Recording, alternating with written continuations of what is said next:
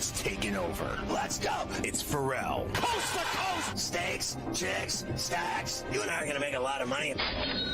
It's Ferrall, coast to coast.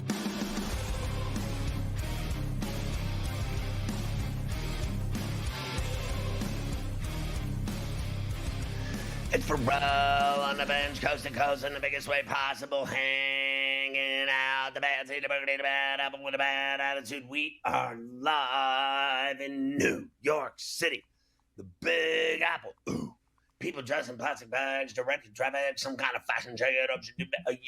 Woo, woo. Along with the Tutty and Tater King, the founder of the Aisle Seat podcast, the rights holder of the Sheet of Integrity, and to put it with the golf guru, Carver High this afternoon. Mafia's running it along with Luke. I'm your father. The rundown on a Terrible Towel Tuesday, a double shot with Morency from Vancouver this very hour. Then in the second hour, the Prime Minister Cam Stewart live from Toronto, Ontario. And then in the final hour, the coup de grace, God, it's Stewie. Keith Stewart from Read the Line, getting ready for the Travelers in Cromwell, Connecticut this week, coming off the U.S. Open. And believe it or not, word has it that this weekend in Connecticut and in the tri-state area, New York City, Jersey, it is allegedly going to be nice and sunny and 85 degrees. We have been getting poured on and 60-degree weather since Christmas. It is literally the worst weather I have ever seen in my life in the summer. This is the worst summer I've ever seen. You saw what happened at the U.S. Open. We get the same weather. It's just always miserable. And it's 60 degrees every day here. And it is not summer. It is a revolution. It has happened. It's the turning of the earth. Global warming, whatever you want to call it, climate change, Carver High. But this weekend in Cromwell, the beautiful skies will open up to sunshine and 30 below scores on the PGA Tour. I don't know if it'll get that low, but it'll be a lot lower than it was. I know it'll be a lot lower than it was at Oakmont this past weekend. They'll definitely get close to 20, I would think. Between 15 and 25, I would guess, for the Travelers Championship at TPC River Highlands. What a place. I'll be there on Saturday. I can't wait.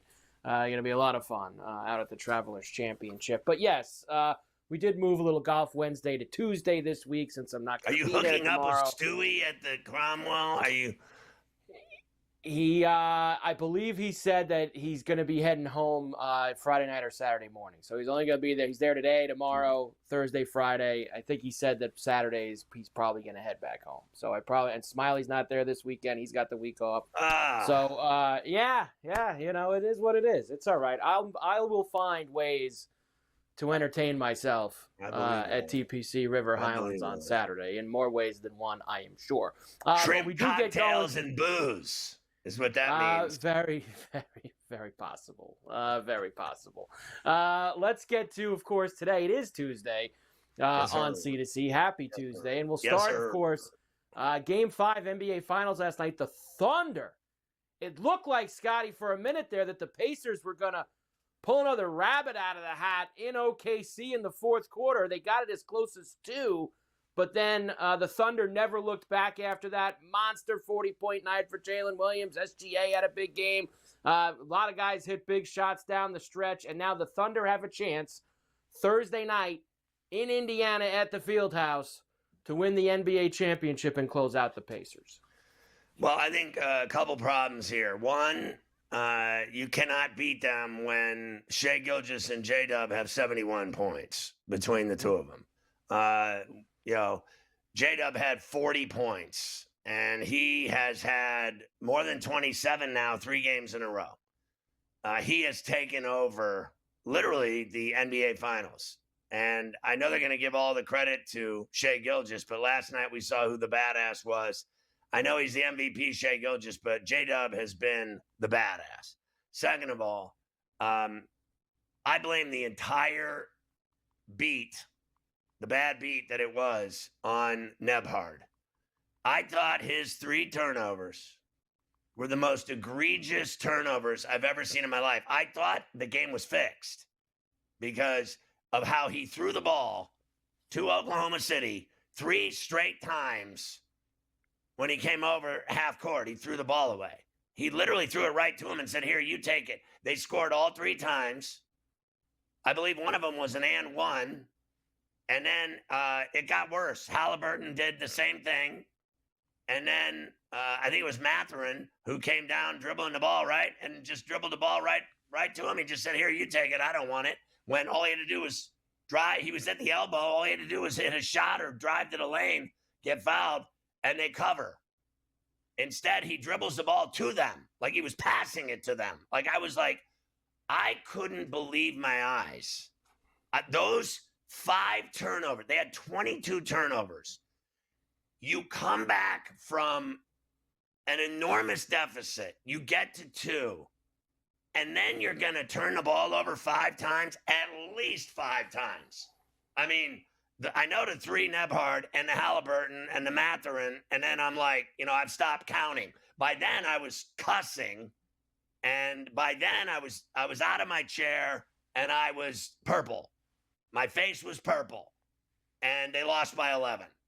And they had no business not covering that 9.5 last night when they got to 2. Would you agree with that?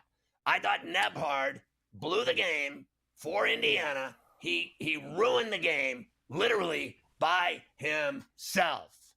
He was absolutely atrocious. And he had 7 points. You suck. Okay? That's what I think of him. And then this Haliburton guy with his, now they're saying he's got a calf strain and he's getting an MRI. Okay, well, I've heard all these people say he should have stayed in the game. Oh, yeah, why not leave him in the game with his 0 points in the first half? Oh, yeah, why not leave him in the game when he never hit a single shot the entire effing game? I heard all these people today saying you leave him in the game. Now, look what that got you. No field goals, turnovers, and he was worthless. Meanwhile, TJ McConnell was playing his ass off, and he was dealing. He had 18 points. He did everything. And you got this guy sitting on the bench. I mean, to tell you, and I've been hearing about how great a coach Carlisle is. I'm done with that. After what I saw last night, I'm done with that. He got his lucky crown in Dallas because of Dirk Nowitzki. Let's calm down with he's a great coach.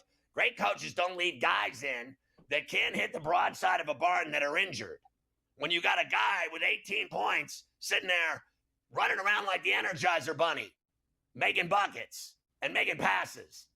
I don't know. I could have coached him. I would have had McConnell in the game. Haliburton would have been sitting over there with a bag of ice on his calf, and that would have been the end of it. I'm done listening to all these guys, all these players and experts and overpaid people tell me that he should have been in the game injured. I don't play injured players when I got a guy over here dealing, playing great ball. Shut up. Done with it. And I was in a good mood. I woke up in a good mood. I don't know what's happened.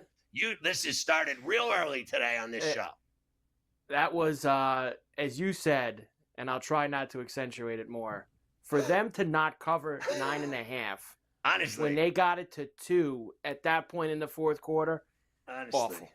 Absolutely awful. The game did go over. The game went over. You get that. The game went over. I don't care. I wanted to hurl all over my bib. That was the worst. And then my son sitting there rubbing it in my face because he's a Thunder fan. And I said, I don't care if the Thunder win. I just want the Pacer cover. And he was rooting against that too.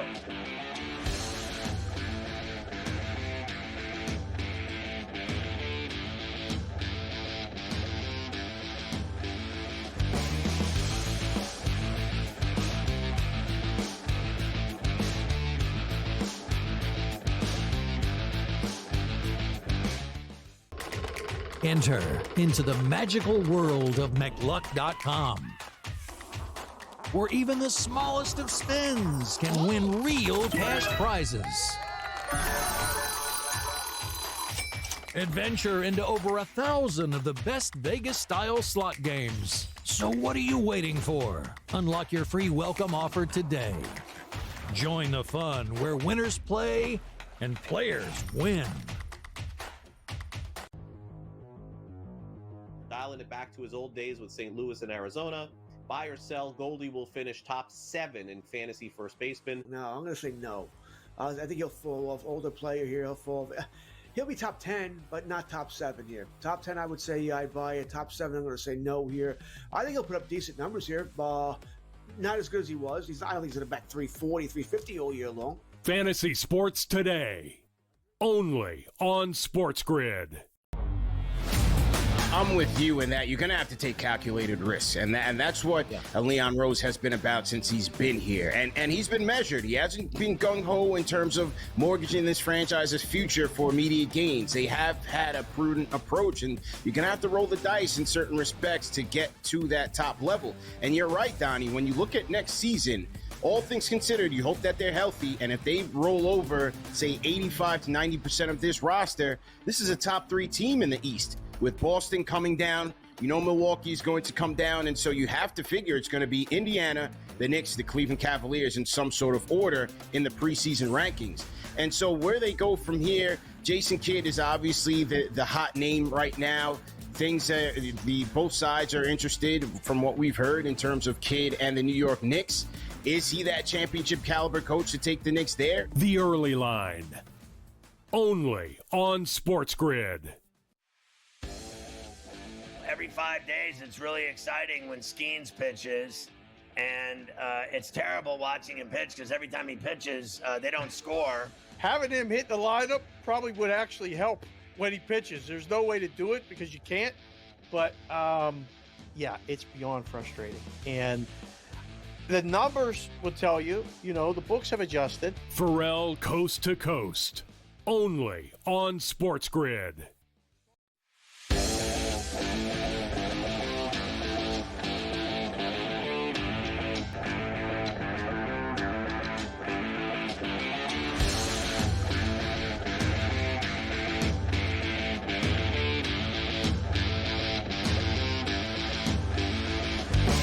You can catch Sports Rage weeknights at 10 East on all of our TV and radio outlets. We get Morency for a double shot every day. Right here from Vancouver on C2C. I got to tell you, now I don't know if you heard me before you came on. I'm very upset. I'm upset at Mathurin. I'm upset at Nebhard. Nebhard, it was like, honestly, Gabe, you got to feel me here. It was like I was watching them like a fixed game. I see these 3 passes. Literally, he looked right at him and he's like, here, take it and go score.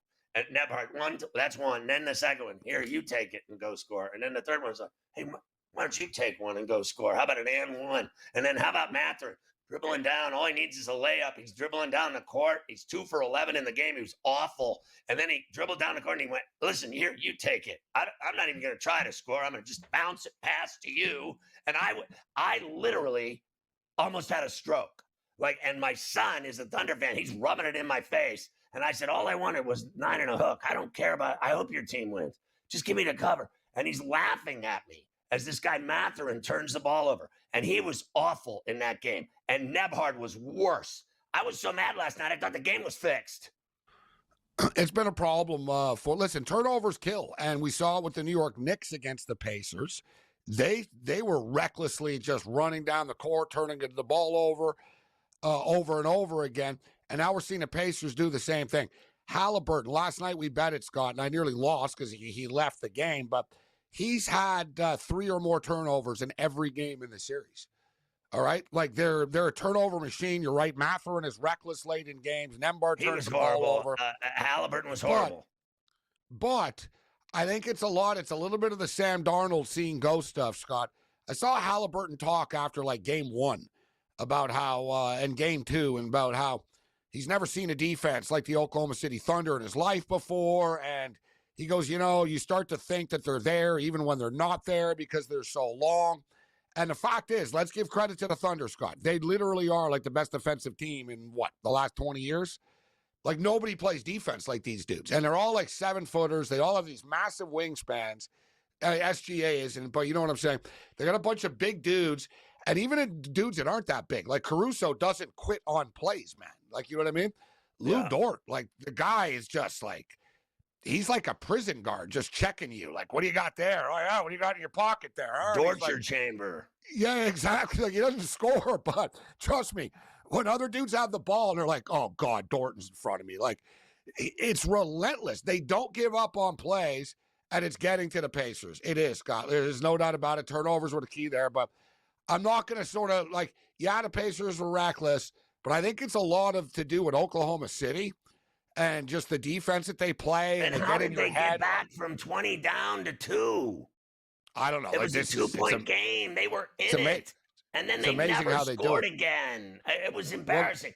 And would you play Haliburton when he was 0 for, he never scored in the first half after he got injured, and he went 0 for 6 in the game, and you kept him in when you got a guy, McConnell, who's lighting it up?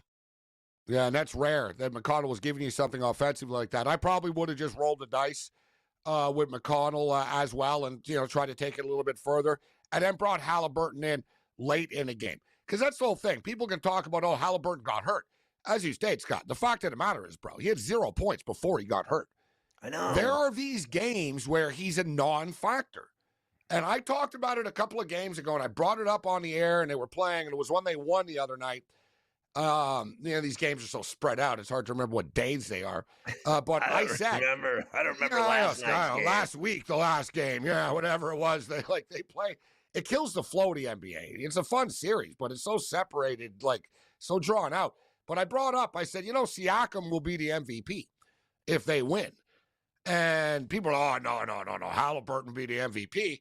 Okay, look at the odds now. Siakam's 12-1. Haliburton's 30-1, Scott. The odds makers are giving up on Haliburton. Yeah, I had the over with Siakam last night. It was 19 and a half. Over 19 and a half, 23, whatever it was. So 26 in the end. He should have 20-plus every game. The guy, they got to give him the ball and let him do his thing. Well, the thing with Siakam, he's so consistent. So, listen, I think you and I have been sort of spelling this out the same way, maybe difference with the point spreads a little bit here and there, but I think the Pacers have one more left in them, Scott. I think they're resilient enough. They're not going to roll over.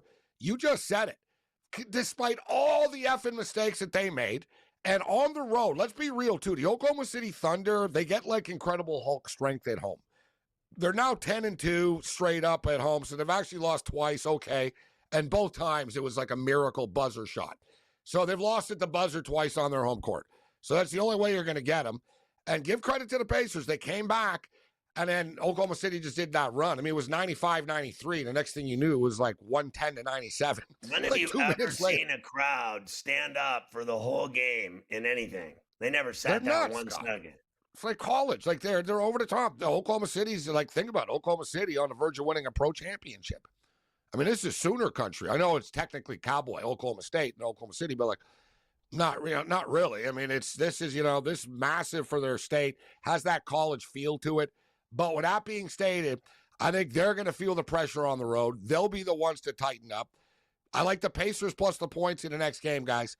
I think it'll be close, even if they lose. Maybe they lose at the buzzer type of deal. So we'll take the points. But, guys, at plus 950 with the Pacers to win the series right now, Scott, I don't believe in hedging. Normally, I say, I'll hedge something, and I never do. I just write it out. I figure if I got this far, I'll write it out.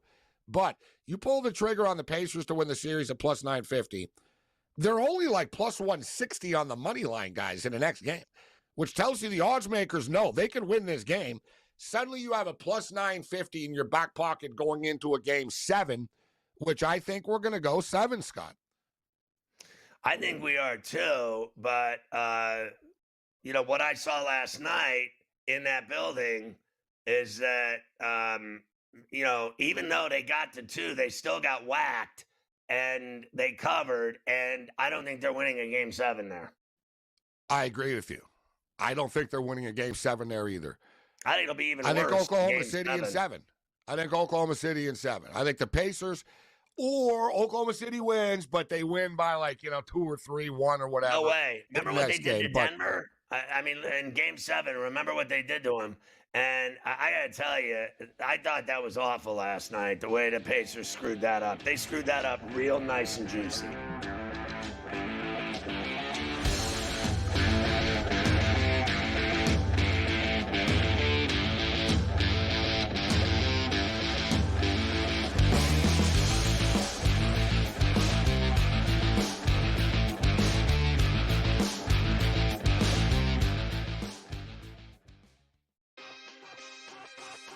Here we go at Oakmont. Let's start with the course. What do we know about this course? How long is the rough, and does course history come into effect for you this week?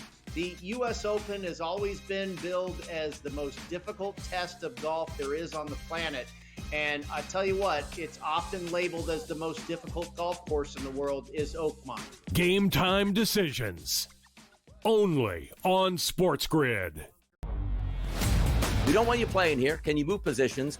Do something else. He starts the season like 0 for 150, it felt like, and finally finds himself in a groove at the plate, hitting 272. 15 home runs on the season? Now he's shipped to San Francisco. What is management going to do? Nobody who's paying you $313.5 million is going to hear anything from you. They'll figure out a way to get rid of you, and that's exactly what they did. The early line, only on SportsGrid.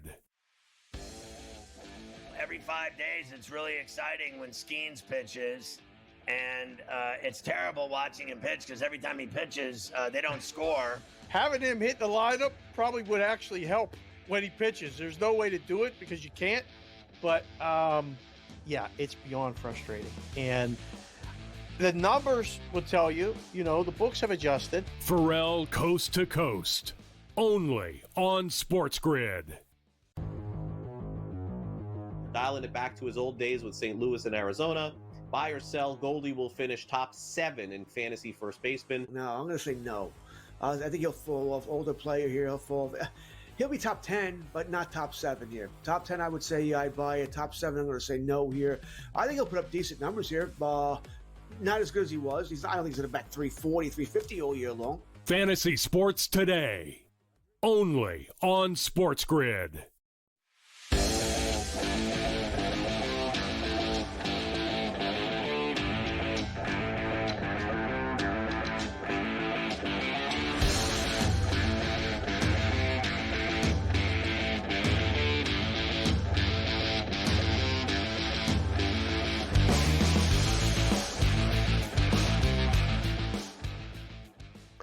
Before we talk about the hockey game tonight, tell the story of what the Brazilian fans did after they had a game at the Snoopy the other day.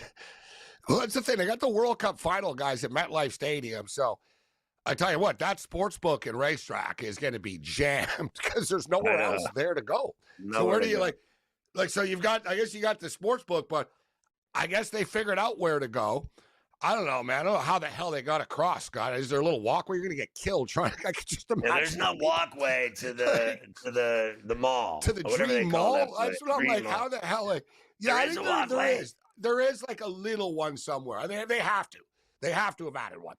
It's like, but basically there was like 30,000 Brazilian fans. Like they had nothing to do, so they went to the mall across the street from the stadium and across the freeway, etc.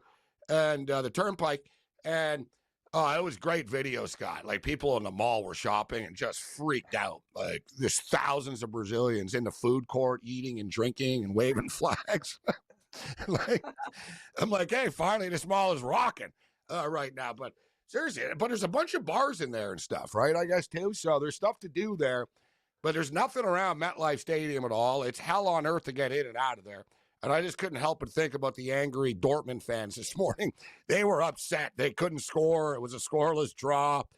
They were very frustrated. I was thinking, you're frustrated now. Wait till you try to get back to Manhattan after this, guys. Yeah, that place is crazy. They got a giant, like the biggest water park in the world, and it's got a ski mountain. It's got everything, indoor millions skiing of shops. Stuff. Yeah, it's got a million shops and bars and restaurants. It's jumping now. When it first was built, they didn't finish it, and then COVID hit, and then finally it's jumping now. It's like that place is a mob scene all the time to go to that place. You can get there from people park there for the football games, and it's all part of that entire property. It's at the one end of it. It's a long haul, but it's right there at the back end of it, and that place is insane. All right, tonight in Sunrise, my buddies are going to the game. I talked to my friend today. He's like, yeah, man, I'm down here right now. I'm going. And I'm like, oh, wow, I wish I was going. So they're going to Sunrise to the Bank to see this game. And you and I talked about this yesterday. They've been kicking their ass, bro. I mean, like really dominating them. I thought Saturday was domination. The 6-1 game was domination. And then I saw this real simple fact. Skinner has 7 wins. Pickard has 7 wins. Bobrovsky has 15 wins. He's going to win the Stanley Cup. It's over. They're going to win the Cup at some point. They're either winning it tonight or they're going to win it in Edmonton. They just are better. And I hate to admit it now because I've been riding with you, the Oilers, all season. And I just cannot believe that McDavid and Draisaitl are not going to get their name on the Stanley Cup. I don't see it. They have been, not only that, I think tonight they get their ass beat, and I'd be willing to puck line it at $1.57. Plus. You know, I'm not ready to roll over with the Oilers yet tonight. But I've said this all along, Scott, that I could see a picture here where the Oilers win tonight and then get still rolled lose like Toronto. Home. Yeah, and if you look back, guys, think about it. The Toronto Maple Leafs took the Panthers 7 games. Why did the Leafs lose that series? They got drilled in Game 5 at home, and they got murdered in Game 7 at home. They actually did well on the road, right? If they just could have won one of those games, they would have won, the series, and God knows what history would be, playing out right now for them. But if ends and buts were candies and nuts. But I'm just stating that we've seen this before. The Panthers are not a great home team. They're actually better on the road, the Panthers. The Edmonton Oilers, this is the first elimination game of the season for the Oilers. They've never, in every playoff series, they were never down at this point. So last year, they were 5-1 in elimination games. And it's basically the same core. So, like, the Oiler players are used to playing with, listen, guys, we lose, our season's over. Like, they've done it. They won 5 of the 6 times last year that they did this, and the one game they lost was the Game 7. Let's not forget, last year the Florida Panthers had 3 cracks to close it out. It took them 4 games to win the 4th game, Scott. Right? The last game is always the hardest game to win. I get the feeling the Panthers are better now. I'm with you, bro. You and I have been riding the Oilers, but it feels like it's inevitable that we're about to lose. Like, does it happen tonight or does it happen in Game 7? But I'm going down with it, bro. And Skinner is starting tonight, for the record, everybody. It's been announced. Skinner's going to be between the pipes tonight. Give me the Oilers plus 135, Scott. I'm rooting for the Oilers, but I think they're going down hard.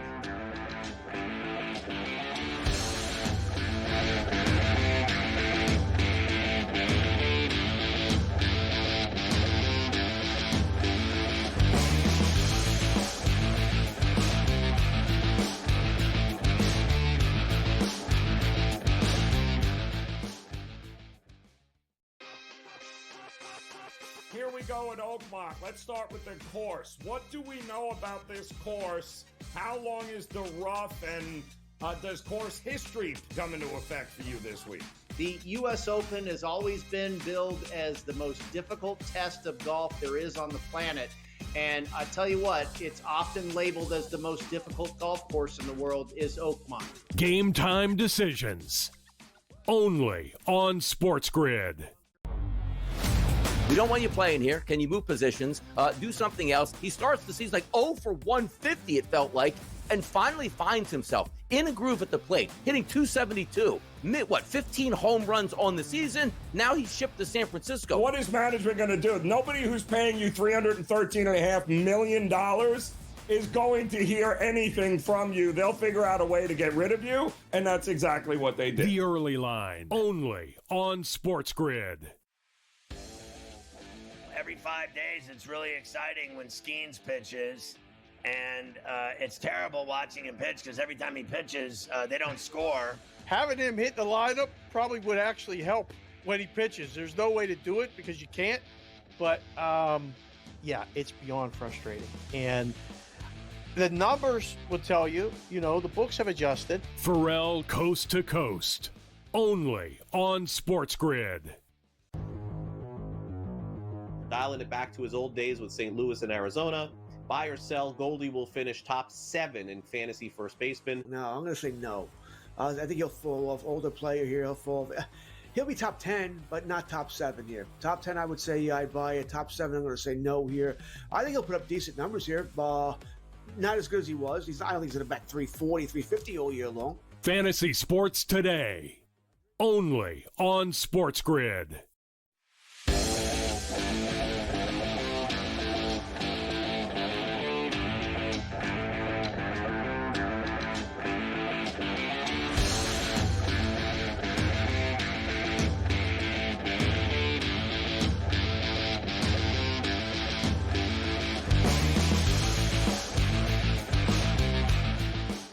why your boy the Hitman is actually going to see the Argentinian Power River Plate play at the Rose Bowl in Pasadena this weekend. Your boy Mateus the Hitman.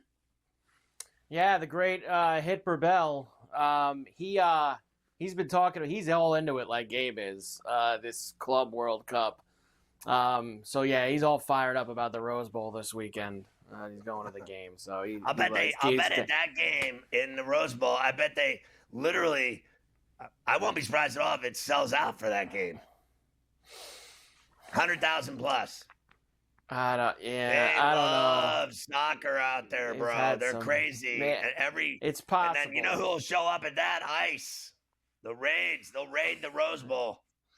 Might be why nobody's there, though. That might be the reason why nobody's there. 10,000 show up. It's too big of an area. There you go. FIFA Club World Cup. Everybody's into it. Mostly. Very exciting. All right. Thunder beat the Pacers 120-109 last night. They take a 3-2 series lead in the NBA Finals. As we said, it got to 2 about midway through the fourth quarter, but then after that, it was all Thunder. ABC, ESPN. On the drive, kicks it out Williams. Williams to the rack, high off the glass, it's good, he did it again! It's tough, SGA taking his time, Lou Dort has it, Dort lines up, three-pointer, bang! Lou Dort from downtown! Game 1 of the conference finals at Madison Square Garden. He can get hot. Williams has been hot all night, falling away, got it! 40 points for Jalen Williams! That was the elbow step back. The other one was the soft kisses when he drove and sent it high off the glass with nothing on it, and it came down all ginger. And then Dort's 3 was his 3rd, so there was the hit on that prop. So, listen, they just took over the game, and the Pacers handed it to them. It's inexplicable. The turnovers in that last 7 minutes were disgusting. Like, I don't even know how you live with yourself. The turnovers were so bad and so egregious that turned a 2-point game into a disaster in a matter of like 2 minutes. And then, listen, I got to say it. Like, I don't deny that Shai Gilgeous is the man and MVP and everything else, but for my money, the reason why they're going to win the NBA championship is J-Dub. He's taken over the games. He's literally scored 27 plus in 3 straight. He had 40 last night. Your boy had 31, Shai, and even he knew it. Like, there was like that guy. Every time he touched the ball, Mike, he went to find a shot and he got it. Like, he went to finish and he did everything. He went inside, he went elbow, he was outside, he was everywhere scoring at every trick in the bag. And I think he's the reason, to be honest with you, that they're going to win it. And I think Shai was just his normal self. What I thought was extraordinary was J-Dub in the last 3 games. And so what, they win game 4 and then they won game 5.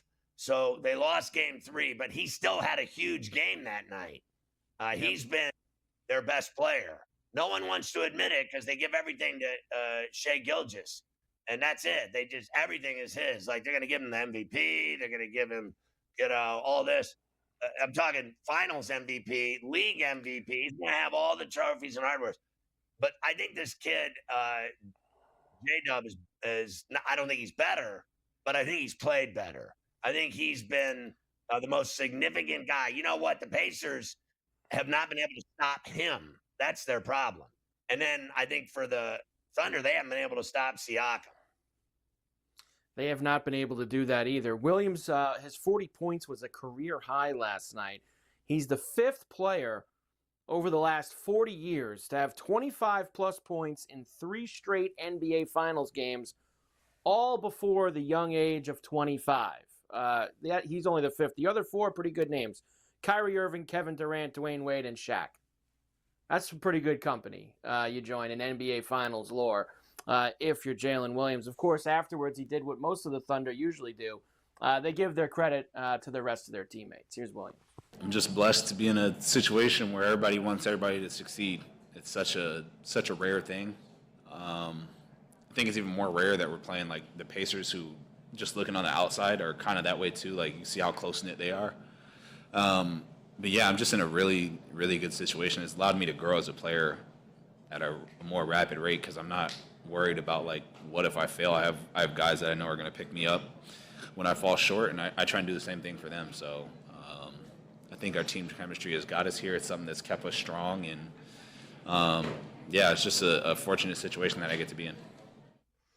Yeah, I mean, this kid's come a long way from the high desert of Arizona to Santa Clara to the NBA to he's just literally on the verge of stardom. I think that he's not a superstar yet. Nobody knows him yet, but real pure basketball fans know who he is. People that watch the league every night know who he is. I don't think anybody else knows who he is yet, but they will, because I think he's turning into a star. I don't think he's a superstar yet. I think he's a great player that's on the verge of just right now in this finals breaking out in a big way. He's going to get a lot of money at the end of the day when it's all said and done. He's turned into a hell of a player. I think he's very long. I mean, this guy's got arms that go down to the ground. Literally, his arms go to his ankles. I mean, Gabe talked about how they defend. This guy can do so much with his length. He's an airplane. He can literally spread his arms and touch one end of the court to the other. And he's been amazing to watch. What he's done in these games, amazing. He really has. And like you say, they're not going to give him any of the hardware.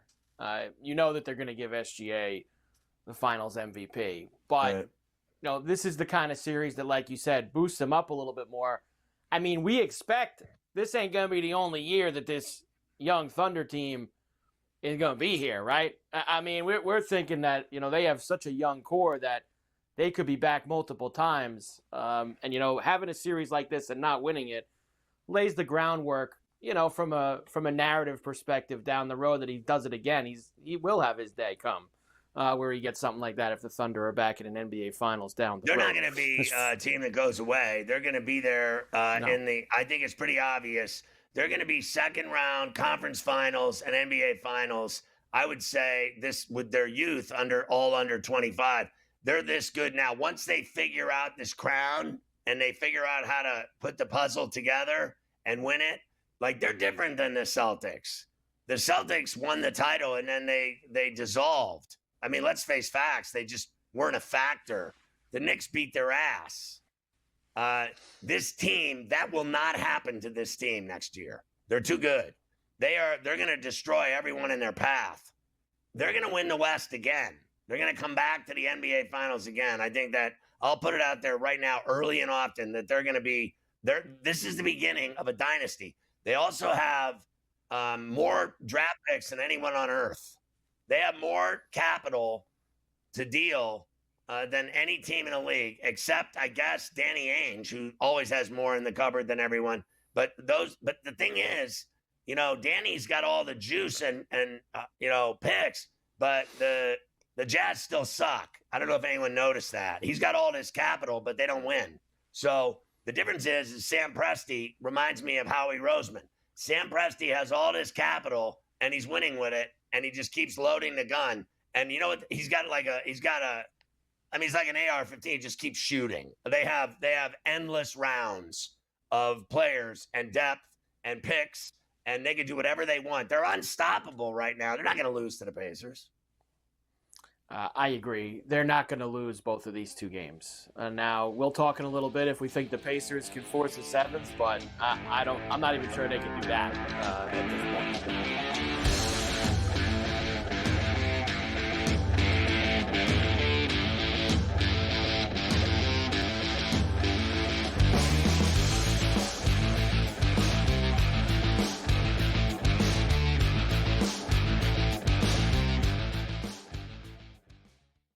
On June 25th at 7:30 p.m., ditch the guesswork.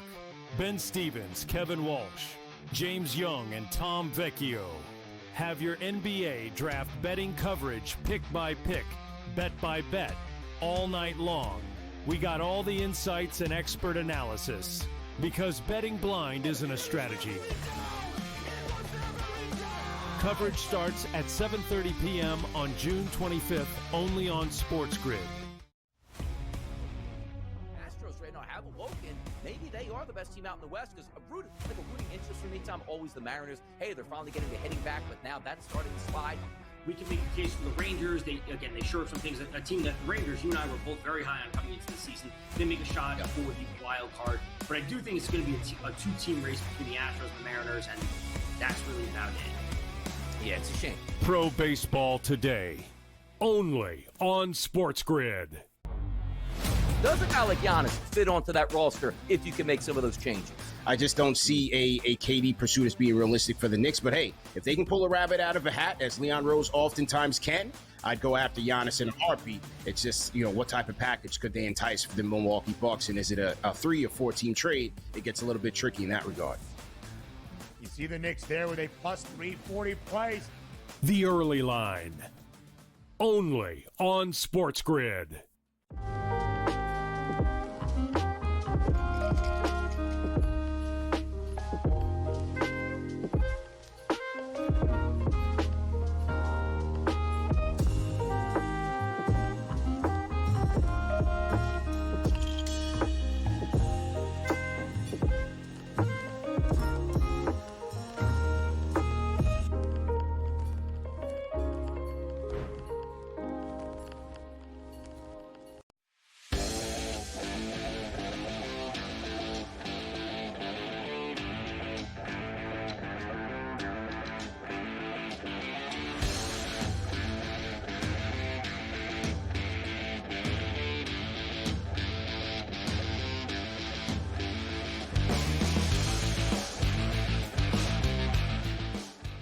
All right, so it's not like I am dismissing what SGA did last night. He still had a monster game. He did. 31 points, 10 dimes, 4 blocks in the game. SGA and Jalen Williams, the first Thunder teammates with 30-plus points in the same NBA Finals game. Now, I mean, honestly, they don't exactly have the history of the Boston Celtics, or the Lakers. Let's relax. The first Thunder duo with 30-plus is like they played 100 NBA Final games. Here he is, SGA. He was very impressed with J. Will's 40. Yeah, he was really gutsy tonight. He stepped into big plays. I feel like every time he needed a shot, he made it. He wasn't afraid. He was fearless tonight. And, whether they went in or didn't, and obviously tonight they went in more than they didn't, but he stepped into the plays with confidence for sure. Listen, if you watched him when he was scoring, he had this look in his face, literally, and his mouth, that he wasn't missing any shots. He was like, I am on fire. He was like, after the step back elbow, he was like, ooh, that looked like, I am so hot that I'm going to make this face. Ooh, you can't stop me. Everything I'm shooting was all splash. It was unbelievable. The soft kiss off the glass. What shot did he miss? I mean, the guy was literally, he was shooting into the ocean. And it was cool to see. He can really ball out, that guy. I remember watching him in college, and I was like, what is going on here? And then the next thing you know, he's turned into this stud. Man, those two together, forget about it. It's like Tatum and Brown. The problem is, I think, what's happened is, for me, is that I think Tatum and Brown have, believe it or not, jealousy of one another. And I think that these two kids, Shai Gilgeous and J-Dub, don't have that. They just both want to fill it up. And they're like, let's just go out and fill it up. These other two are like, I need more looks. I need more touches. I need the ball. No, I need the ball. No, I need the ball. No, I need the ball. And I got to tell you, I think it's what hurt Boston. It's starting to catch up to Boston. And I don't have a problem with that. And you know what? The best thing I saw this entire year was watching them get their ass beat. That was the best thing I saw. I haven't seen anything better than that, even in the finals. Nothing has been better than watching them go down. Now, I agree that no doubt that SGA and J. Williams, they are like that right now. You win more, you win maybe a couple titles, things that we see this sometimes. Pippen and Jordan. It's automatic. They don't. Yeah. But they haven't had it yet. I'm saying, could they maybe down the road? Yeah. Maybe do get to the point where it's like, I want to like I want to be the guy. I want to be the guy. I want to be this. Eventually, you do some winning at a young age. I can't stand you. Now, they might be like this forever, and they win 4 titles, and it all goes. But not everybody could do what the dynamic that Jordan and Pippen and Phil Jackson, all had together for so long. You never knew, Mike, when Pippen was playing with Jordan, that he was as miserable as he was until you saw later. 20 years now later. He won't even talk to him. Like he just can't stand him. Like so. But and then how about Kobe and Shaq? Kobe and Shaq hated each other so much they got rid of Shaq. Yeah, I'm saying eventually, like it's all cool now. They're young. They're in their early 20s. They're all they're going to win a championship. Maybe they're going to win another 1 or 2. But that day could come down the road where someone gets in, whether it's Williams era. You should be the guy. SGA gets all the gas around here. I mean, you could be the guy. You could be a star in this league. Here? You could be the face of a franchise. Guy's a backstabber. Well, but maybe these kids are different, or someone says it to Chet, or someone says it, you got to get out from these guys' shadow. I don't think anyone's different. I think in time, everyone, starts rusting a little. Like everybody's beautiful until they're not. Right.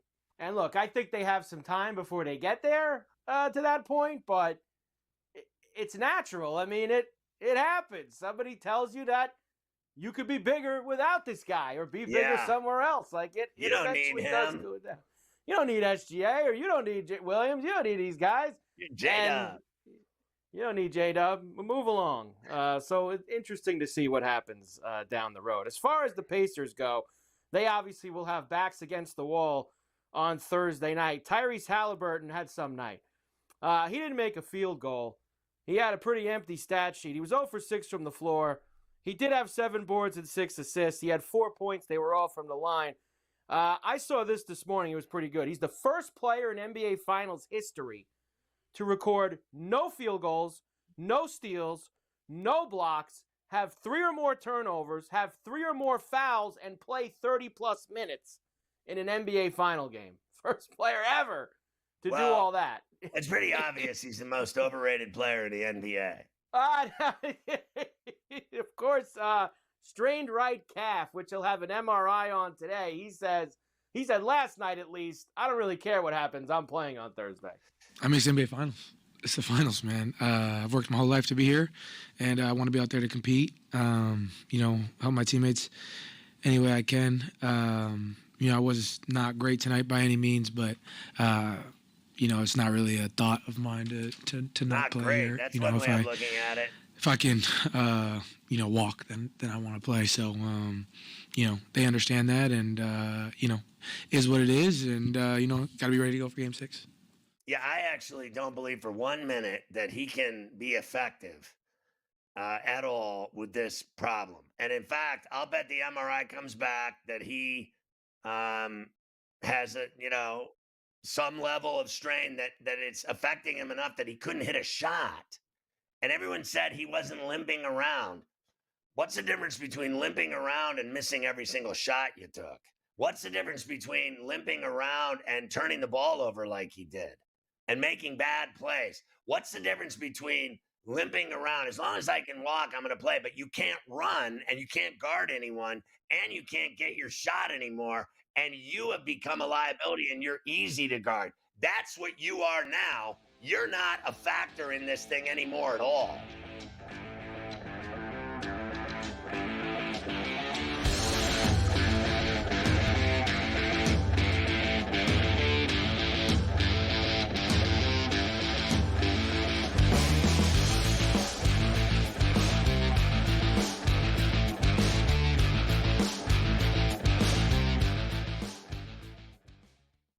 On June 25th at 7:30 p.m., ditch the guesswork. Ben Stevens, Kevin Walsh, James Young, and Tom Vecchio have your NBA draft betting coverage pick by pick, bet by bet, all night long. We got all the insights and expert analysis because betting blind isn't a strategy. Coverage starts at 7:30 p.m. on June 25th, only on SportsGrid. Astros right now have awoken. Maybe they are the best team out in the West because a rooting interest for me, Tom, always the Mariners. Hey, they're finally getting the hitting back, but now that's starting to slide. We can make a case for the Rangers. They shore up some things. A team that the Rangers, you and I were both very high on coming into the season. They make a shot for the wild card. But I do think it's going to be a two-team race between the Astros and the Mariners, and that's really about it. Yeah, it's a shame. Pro Baseball Today, only on SportsGrid. Does a guy like Giannis fit onto that roster if you can make some of those changes? I just don't see a KD pursuit as being realistic for the Knicks. But hey, if they can pull a rabbit out of a hat, as Leon Rose oftentimes can, I'd go after Giannis in a heartbeat. It's just, what type of package could they entice for the Milwaukee Bucks? And is it a 3 or 4 team trade? It gets a little bit tricky in that regard. You see the Knicks there with a plus 340 price. The Early Line, only on SportsGrid.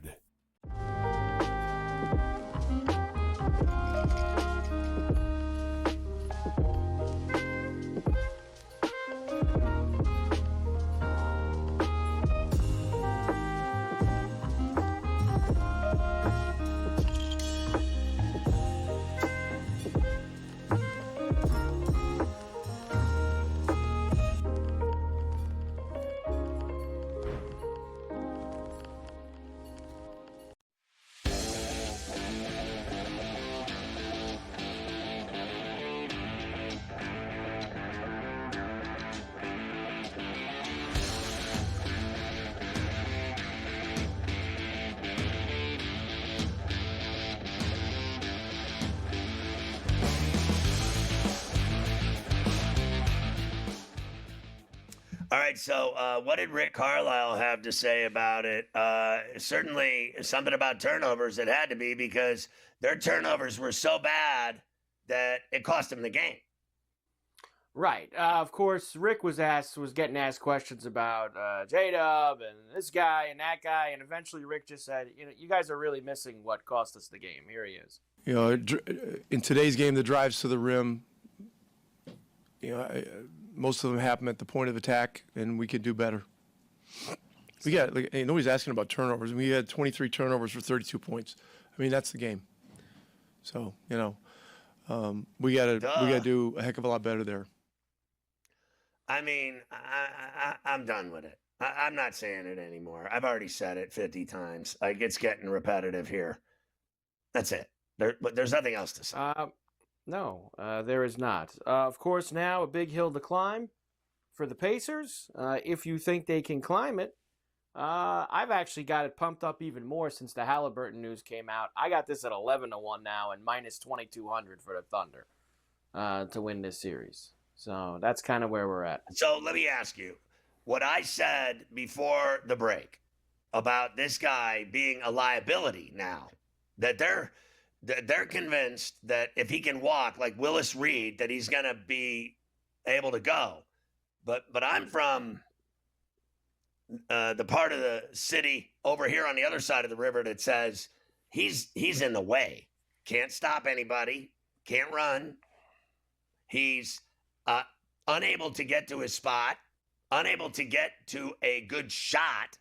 Remember how he do, he has his dribble, step back, dribble, step back, dribble, step back, and then he fires the three, and it's out of the clouds and all splash, right? Last night, he couldn't even get the shot, and when he did, what happened? His calf is shot, so he can't leave the floor. So the shot is short. Every one of his shots was short. They were hitting the front of the rim or nothing at all. That's because he can't jump. He's a liability. Everyone talking about this guy, as long as he can run, as long as he can get here. I heard a guy today, an NBA player say, I couldn't tell he was injured. I mean, what'd you have, Bloody Marys for breakfast? You couldn't tell he was injured. I could tell the entire night. So I got back. I had a game. I got back after he was injured. So I walked in on the game. There was 4 minutes left in the first, and I went like this. What's wrong with Haliburton? And then my son told me he got injured. I said, I didn't even have to ask. I knew something was wrong because he looked off to me. He couldn't get to his spot. He looked slow. He couldn't guard anybody. He couldn't run. And I was like, and now they're going to start him? Like, they have a guy that goes in fifth gear like he's on meth. Your boy McConnell. I mean, this guy goes so fast. He gets to his shot and does that little cycle spin in the lane and gets that shot off in front of 7-footers right in their face. And he hits that little popper. And you're going to start a guy that can't run, that can't do anything. And not only that, he's so off, he couldn't shoot. So now he's become void of any skill. He turned the ball over. He doesn't do that. Now he's averaging 3 a game. Now he's exposed as a weakness. You know what I do? If I'm the Thunder, I just attack him all night. You know what he's going to do? He's going to foul out because he can't guard anybody. He's 2 steps behind his usual pace.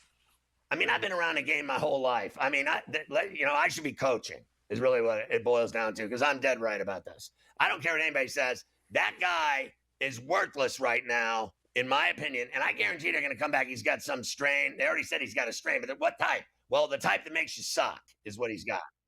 He's got the type that makes you suck. He couldn't do anything that he normally does. Isn't he supposed to be this killer? He's supposed to be this clutch player in the clutch that hits all these last-second shots. 4 times he hit the game-winning shot in the playoffs, right? Where's all that now? It's in the garbage can now. He don't matter no more. You got to play guys that matter now, that are healthy and that have it in them to get to the 10 and put the ball in the hole. He ain't going to do anything with that leg. I'm telling you. I know a guy that pulled his calf. The guy never played again. Like, that was it. It was the end of him. They need as much Siakam and McConnell. They were the 2 best players last night. Those are the guys that are going to have to, with this guy being banged up, whether he plays or he doesn't. And those are the guys. Those 2 guys win the NBA championship. I'm sorry. At some point, it runs out of steam. They're going to lose.